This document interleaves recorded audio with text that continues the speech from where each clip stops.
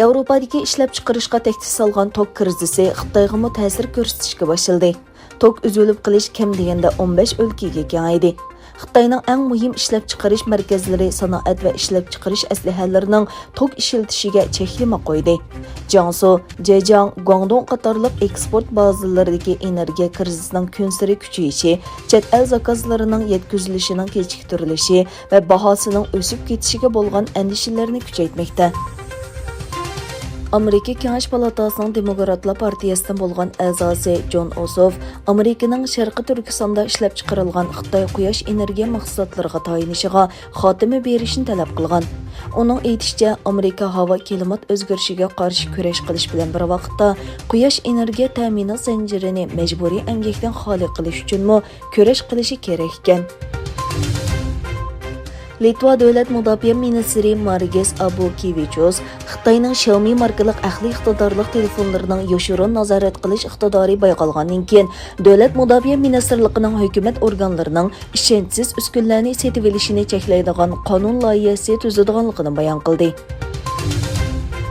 Türkiye tilida so'zlashadigan davlatlar hamkorlik komiteti, ya'ni Turkistonning tashqi ishlar ministrlari İstanbulda maxsus yig'in o'tkazib, Afg'oniston masalasini muzokara qildi. Yig'indan keyin Turkistonga a'zo davlatlarning tashqi ishlar ministrlari Afg'onistonning uzun muddatli tinchlikni qo'g'daydiganligini e'lon qildi. Amerika prezidenti Joe Biden Pfizer va BioNTech şirketlari tadqiq qilib yasab chiqqan Xitoy virusiga qarshi vaksinaning 3-chisini, ya'ni kuchaytirilgan vaksinani emlatkizdi. Egilanishicha, Biden o'tgan yili 12-oy va bu yil 1-oyda 1 va 2 vaksinani emlatkizgan.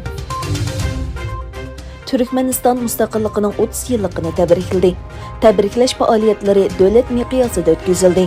Paytaxt Oqshabodda o'tkazilgan dag'dug'iliq marosimda Prezident Qurbonguli Berdimuhamedov xalq bilan salomlashgandan keyin maydonni to'ldirgan turkmanlarning bayramini tabrikladi.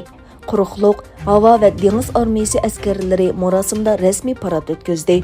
Marosimga nurg'unlagan yerlik va chet ellik mehmonlar qatnashdi. Kosovo bilan Serbiya o'rtasidagi mashina nomer taxtisi krizisi kuchaymoqda. Serbiya Shimoliy Atlantik ahdi tashkilotining o'zini tutib olish chaqiriqiga qaramasdan Serbiya va Kosovo chegarasiga askar o'rlashtirdi. Kosovoning oldingi chegara eg'izida Serbiya nomer taxtisi bor mashinalarga qo'ygan cheklimasi bu jiddiylikni keltirib chiqardi.